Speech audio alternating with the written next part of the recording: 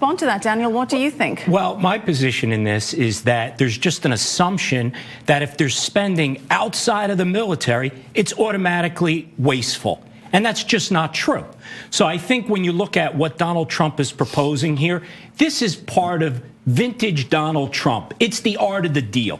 Let's put it out there that we're going to keep our campaign promises and really uptick on the military spending, and we're going to cut back on everything else. He's never going to get that. He's never going to get it through Congress. Well, Daniel, to your point, art of the deal is the president being smart, starting low, coming in with a very low budget on the other fronts, knowing that Congress will push up those numbers. Just good negotiating? Yeah, I think it is. I think that's why Donald Trump got elected. People really believe that he has that business mentality.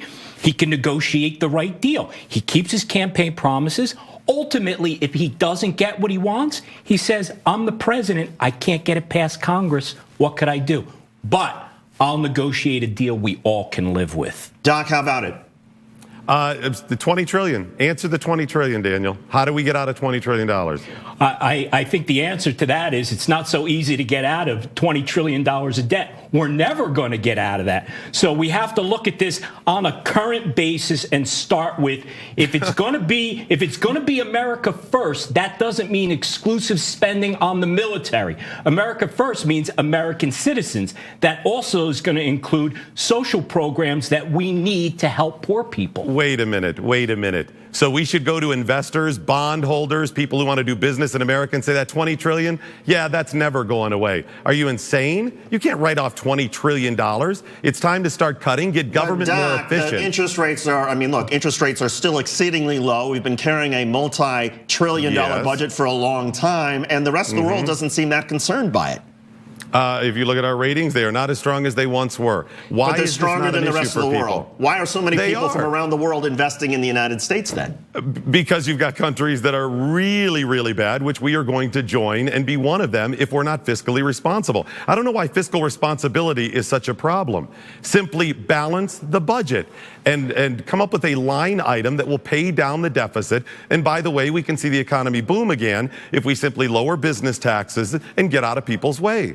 Dan, what about the argument we should be living within our means? Well, absolutely. All of us as individuals have to do that. We don't have the ability to just keep borrowing and borrowing with an endless sum of money. So we all have to be fiscally responsible, and that includes the government. And I don't disagree that we have a spending problem. We clearly have a spending problem. We're collecting trillions of dollars in tax revenues, but we're spending too much.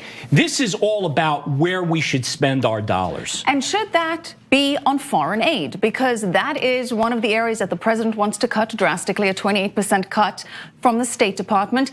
And I think about $8 billion goes to foreign aid. Has that yielded results?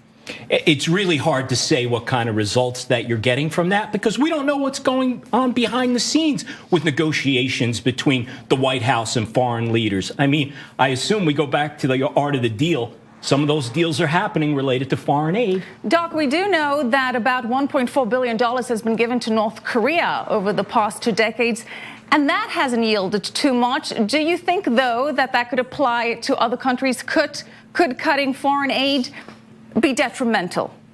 Not if you're talking North Korea. They're not going to be our friend anytime soon. It has nothing to do with the aid.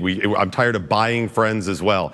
I mean, foreign aid is a problem if you're giving it to countries like North Korea. It still wouldn't be my priority to cut because we've got plenty of other ways we could cut. First of all, you can cut the entire Department of Education because that's not the federal government's job. They take a handling charge to simply redistribute the money, leave it in the states to begin with, and there's a bigger bang for the buck. So there's other places they can cut far before they even get to that. But what about the argument, Dan, and Doc, that there should be some basic level of expectation, whether it's education or agriculture or the environment. We can't just let local communities decide for themselves. Oh, you know what? We don't need to have standards. We don't need to. Why can't we?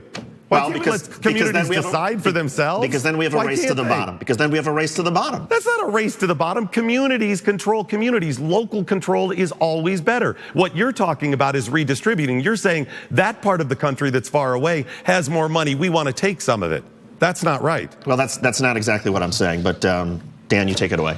Well, look, I think this is a debate that's going to continue. We're talking about whether the states should be having the right to figure out how to spend this money, yet the states all turn around and they want federal aid. They want help from the federal government. So it comes down to this. We want your money. We don't want your 2 cents. Well, that's because the federal government has taken all of their money forever and set up the structure where they have to have their hat out and hand out. Come on, give us our money back. Actually, Get out of the California, way. for every dollar that California sends to the federal government, they only get 80 cents back. And California is one of the most regulated states in the country. So your logic doesn't really make a lot of sense. But nonetheless, Doc Thompson and Daniel Geltrude, we appreciate you both coming in. A lively debate, and we appreciate it. All right, coming up, a new UN report.